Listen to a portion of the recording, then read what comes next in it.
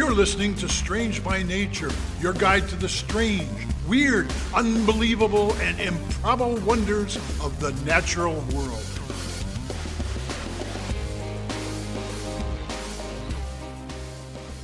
Hello, everyone. Thanks for being here today. I am Kirk Mona, and I am joined today by Rachel Ginza and Victoria Thompson. We are all professional naturalists who together have scoured the world for weird and wonderful wonders just to please your mammalian brain's desire for novelty.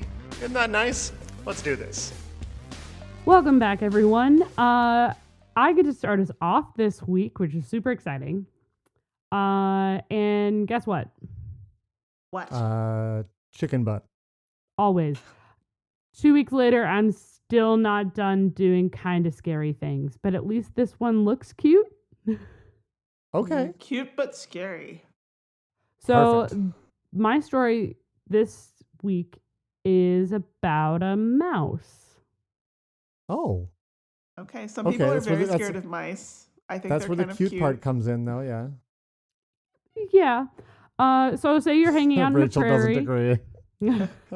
I don't mind mice. I think they're fine. I've taken care of them Okay. before.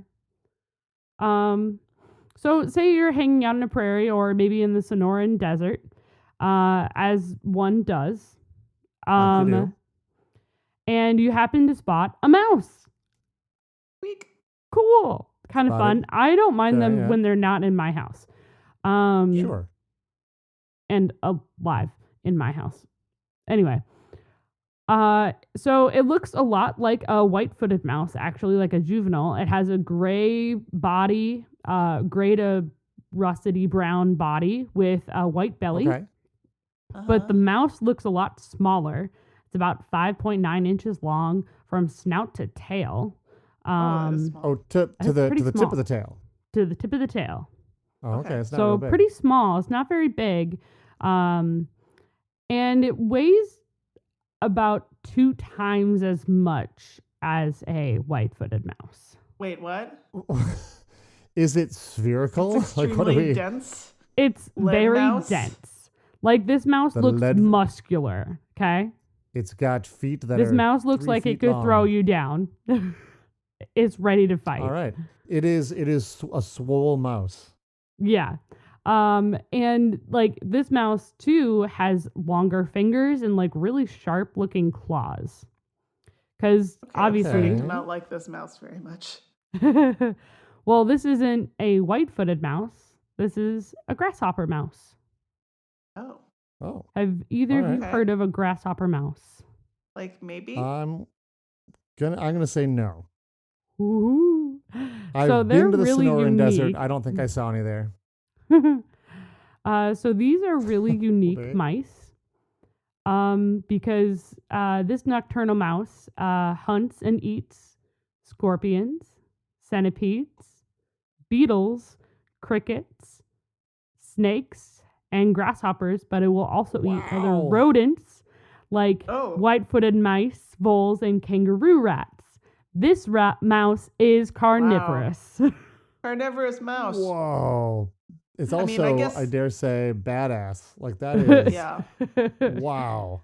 Uh-huh. I mean, I think a lot of mice eat insects, but to eat other Sure, they're rodents insectivorous. is kind of mm-hmm. unusual. Metal. Yeah. Mhm. There are 3 species of grasshopper mouse, and they are the only carnivorous rodents that are mice that we know of, which is kind of Really? crazy. Are they Yeah. entirely Okay, carnivorous? Yes. Well, Wow. yes, for the most part. They do eat like maybe some seeds and berries and things, but for the most part, like It's they're more incidental. it's more carnivore. They go for like scorpions if they can. Just like a deer will occasionally eat a bird. Exactly. Right. Exactly. So Which is the weird, but grasshopper, it's so weird. It is weird. When I first found that out, I was like, wait, what? Yeah, that's. If you didn't know, now you know. Yep. Deer will just see a bird in the ground and be like, oh, all right, and pick it up and eat Chomp, it. chomp, chomp. That's how they do. A little Ugh, extra protein snack. pretty much. Yep. Ugh, horrifying. But about the mice, But so the grasshopper mouse will stalk its prey, sneaking up to it like a cat and actually pouncing on the prey. Um, They have specialized molars that actually help them rip apart arthropods, and they have more muscle attachment in their jaw that allows for greater strength with this too. Totally metal. Yeah. Well, yeah. I mean, remember when I said that they can eat and kill centipedes Yeah. as well as scorpions? Scorpions, yeah. Wow, impressive. Oh, are they Well- like immune to their venom? We'll get into it. So this mouse excited. will eat and kill scorpions and centipedes that actually kill other mice. They're super quick. They keep out of reach and they keep biting through the exoskeleton until the centipede can't move anymore. Jeez. And in fact, feeding on the scorpion that they prefer to feed on is the bark scorpion. I don't know if either of you know much about that, but that's No. it is a very venomous, is one of the most venomous scorpions in North America. Oh, wow.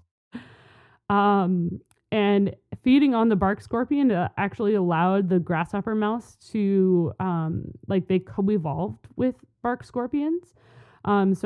Grasshopper mice have sensory neurons that reject the neurotoxin of the scorpion venom as well as like the centipede venom. Wow. They have like And- armored neurons, basically. Yeah, and instead it sends a signal that the mouse is not in pain.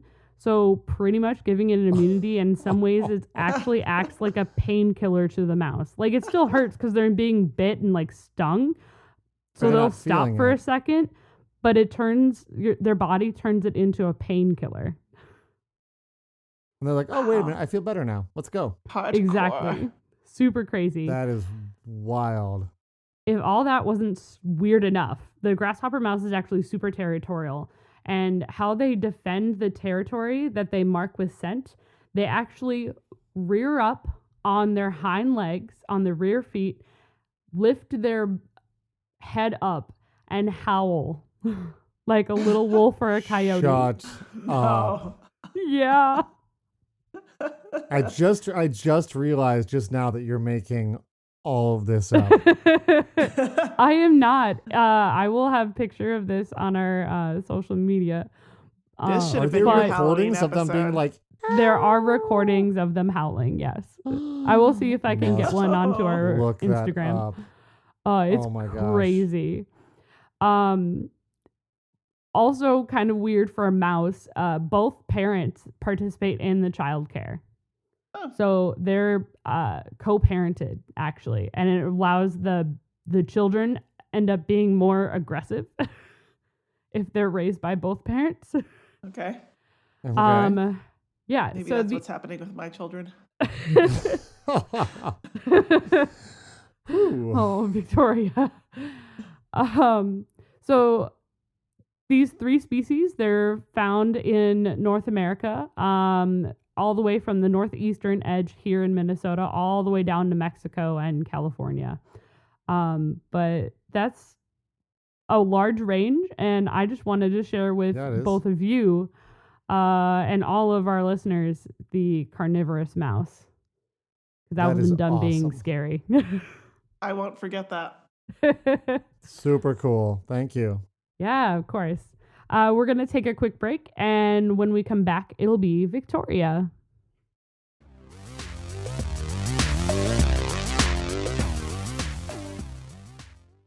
Strange by Nature podcast is brought to you by listeners like you who have joined the Society of Strange, our membership group on over at patreon.com/strangebynature. Society of Strange members can join at one of 3 different membership levels and help support the show and also get some fun stuff like water bottle stickers or access to super secret content. So a thank you to those who have joined already to help make this podcast possible. If you haven't joined yet, we'll see you soon over at the Society of Strange at patreon.com/strangebynature. See you soon.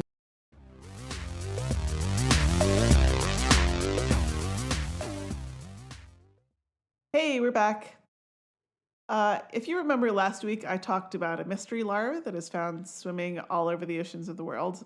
And if you haven't listened to that yet, you should go back because at the end, of that episode, I talk about what the mystery larva might be. But in Right. researching that, I came across a description of a really delightful and horrifying parasite Of that course. is Good. the cousin of last week's mystery animal. Oh, great. And yeah, I thought it Okay. really deserved its own episode. And you Is- know we is love this- parasites on this show. We do love parasites. They just Absolutely. keep giving. Yes. I mean, they keep taking, but yeah, same idea. Yeah. Okay. So I actually did mention this parasite at the end of the episode last week. I was um, wondering if it was the one that is with the crabs and the lobsters. Yes, it's the crab parasite. So Cool. it's actually a parasitic barnacle in the genus Saculina. And it is only classified with the barnacles because of what its free swimming larvae look like. Because Oh, as you will okay. discover, the adults look nothing like a barnacle.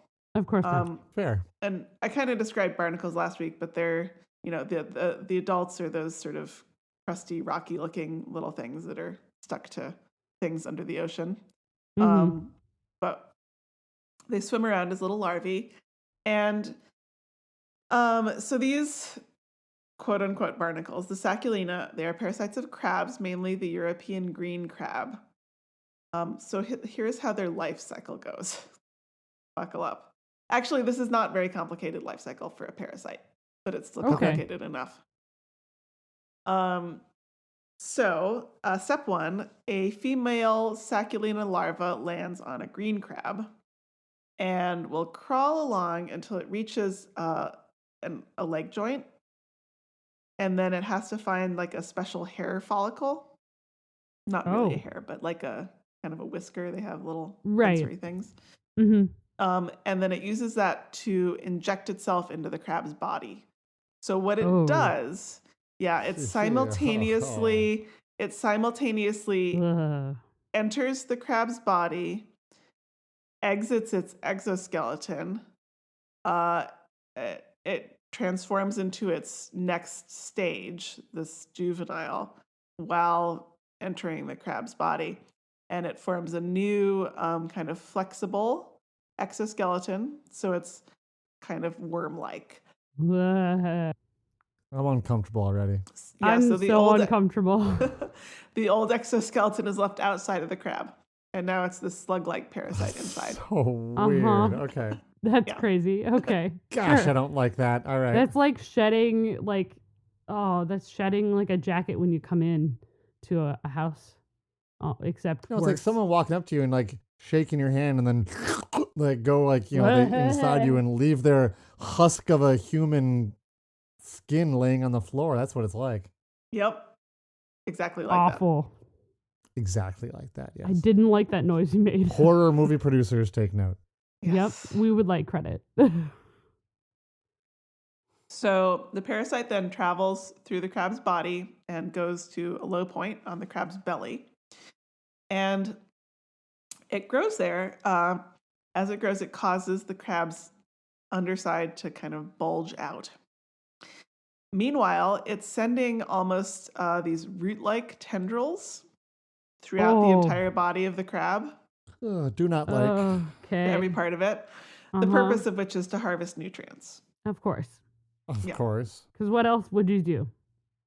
You are a parasite. We're just That we're is just what you do. continuing the Halloween episode just right, Middle of November, it's fine. Yep. Yep. Little throwback to October 31st there. So meanwhile, this bulge in the crab's belly is continuing to grow until there's kind of a knob, and the outer surface of the shell is kind of flaking away. So then there's a little access point Gross. in the knob. Oh. Now, if a male Saculina larva is lucky enough to find such a crab, it makes its way to this little knob with the access point. Mm-hmm. And it can't fit inside. Yeah. But then he does his own version of the injection/metamorphosis, Of course he Oh. does. which sends him down. It's like a wormhole tunnel to the inside of the female Saculina. Oh. Oh gosh. This is like a turducken kind of Yeah. situation. And so he just sets Just up in shop time there. for He like So Thanksgiving, much I basically worse. he becomes basically the little sperm factory attached to her body. Oh, gross. Oh, this is the And- worst. Nature finds a way. Nature's turducken. Yes. There you go. That is The title of parasitic the episode. turducken. Parasitic turducken is probably going to be the Episode titles. title. Now you know where the title came from, folks. Oh, awful. Oh no. So the crab is now sort of a gestating puppet for the saculina. Uh-huh. It can't I mean, molt. gestation puppet's a good title too. They're just flying out of the woodwork here. Yeah. It can't molt or grow anymore. It can't, like crabs normally, if they lose a claw when they're trying to escape a predator, they can regrow one, but they can't do that anymore. They can't mate. They just eat, provide for the parasite. And crabs, female crabs actually typically care for and carry their eggs in a special place on their belly called a brood pouch. And the female crab will like groom it. She keeps it clean. She keeps it nice for the eggs.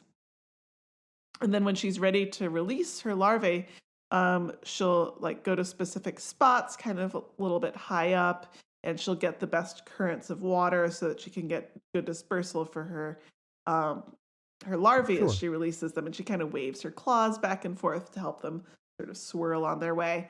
I got a bad feeling about this. Yep. Yeah, you could probably guess where this is going. Instead of taking care of her own brood pouch and eggs, she carefully nurtures the saculina, which is in fact located in the exact same place on her underside. Of course it is. God. And Great. when it's time for the little parasites to go forth into the world, she finds a great spot and waves her claws and sends them on their way. And I do have a picture Awful. of this. That looks awful. Oh.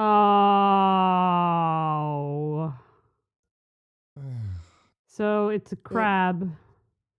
It looks like its intestines are coming out. It looks That's like what it looks let's picture two rotten green eggs that maybe look like snake eggs. Or like the color of like pickles that have gone bad.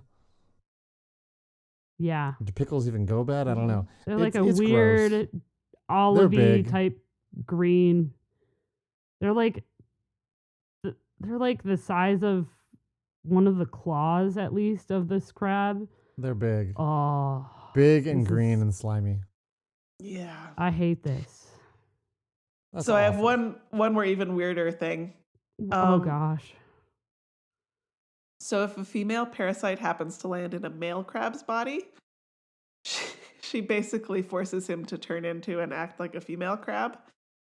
Okay. His body will change shape to be like a female crab's body with room for a brood pouch, and he will then do all those nurturing behaviors that a female crab does just to take care of the parasite and her eggs.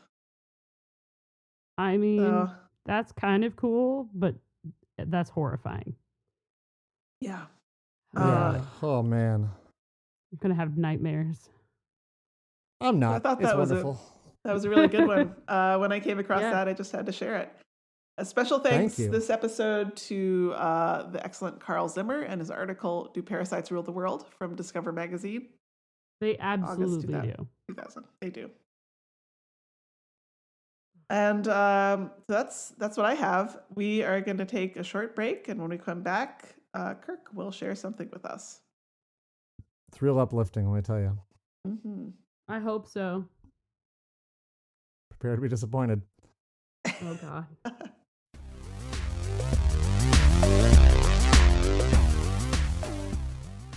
Welcome back. These last few years have had me thinking about plagues and pandemics.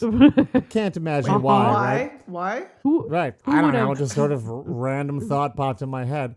I'm sure I'm not Crazy. the only one who has had the thought that we are the survivors of previous pandemics. Or to be more accurate, like our ancestors are the survivors of all the previous pandemics that Yeah. came before us. I know my Yeah. great grandfather died in the 1918 flu pandemic.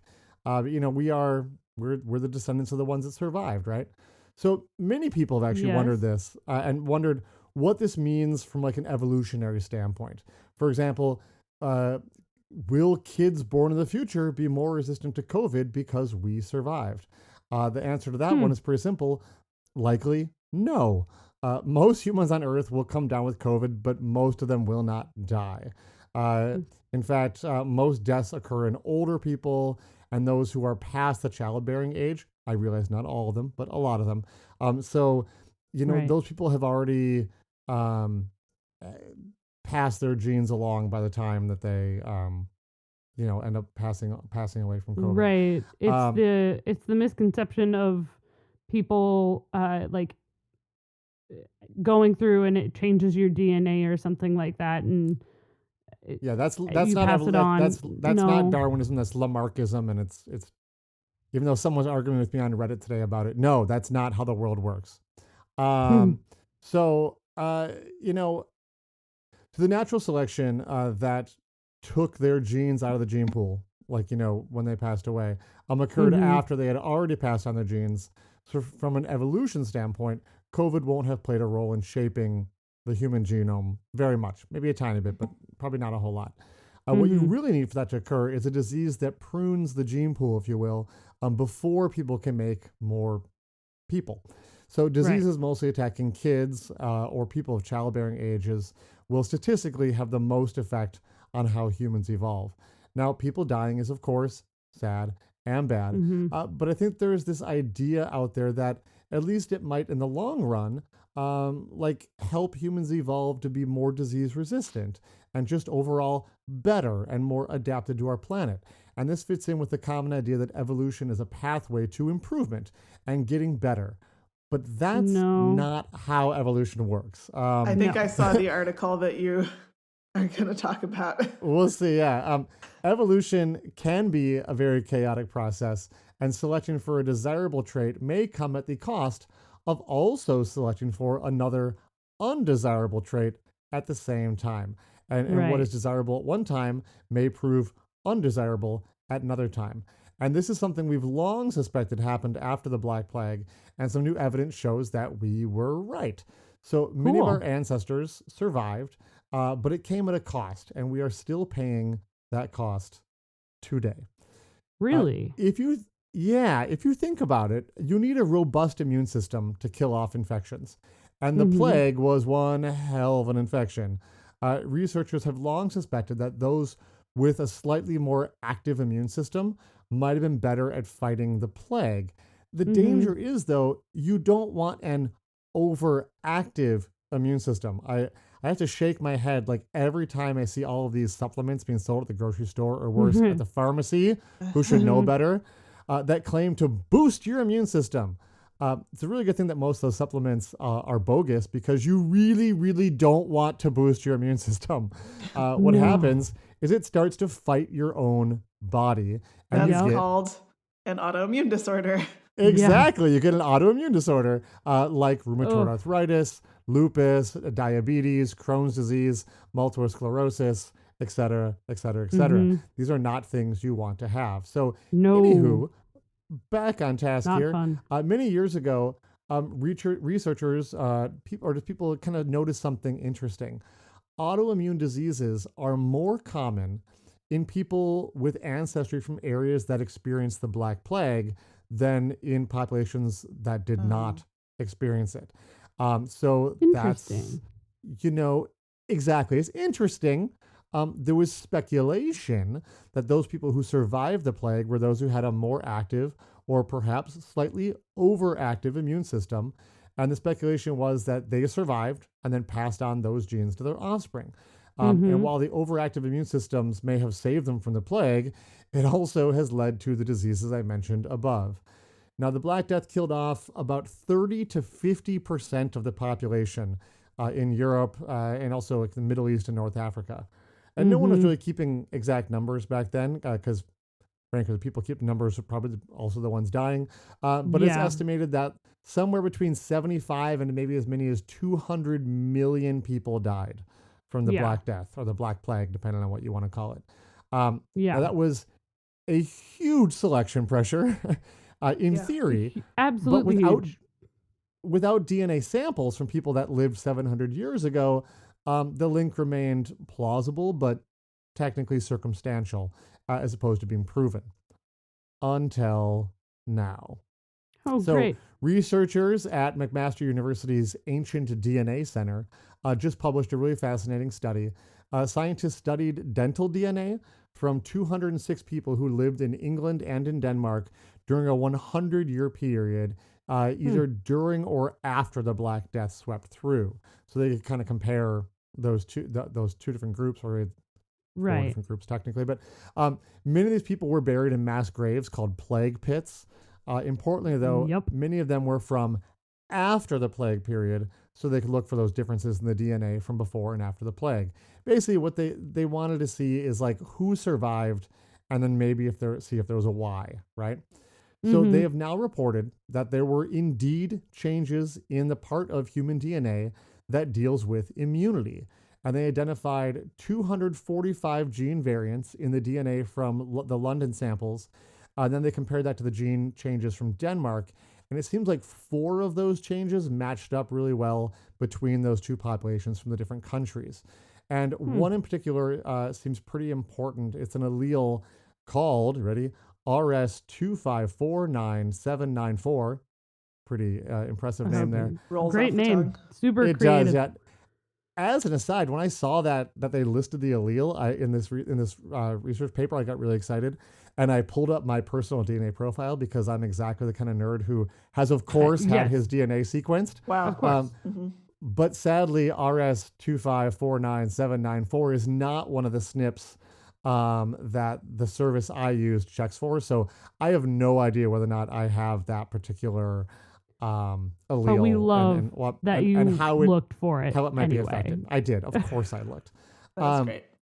I certainly do know that the plague ripped through the villages where my family came from, because I've done a lot of genealogy research, and you can see where everyone died and whatnot.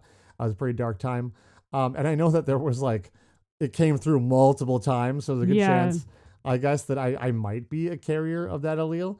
But I actually don't know of anyone in my family who has any kinds of autoimmune diseases, so that's pretty great.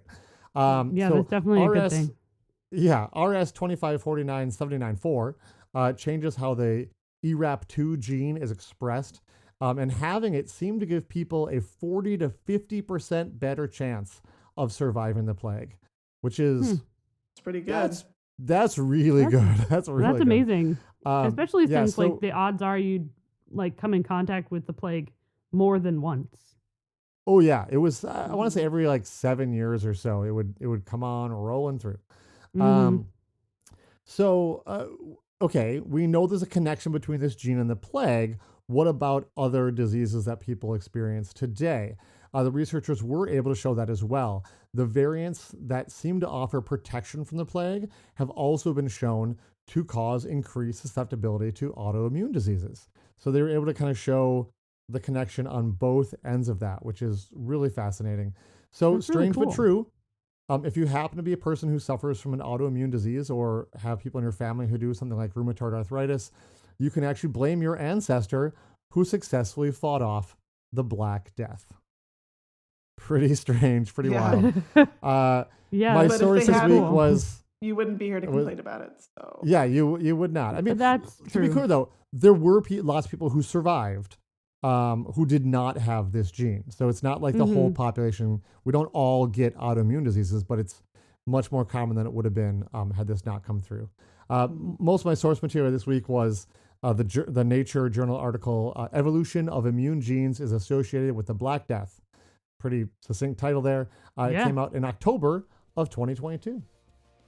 Cool. very cool. Fascinating. Yep, pretty wild. Thanks, Kirk. Yeah. You're welcome. Well, that's all we got this week. Thanks for tuning in. See you all next week. Bye. Bye-bye. Bye. Thanks everyone for listening to today's show. Be sure to subscribe.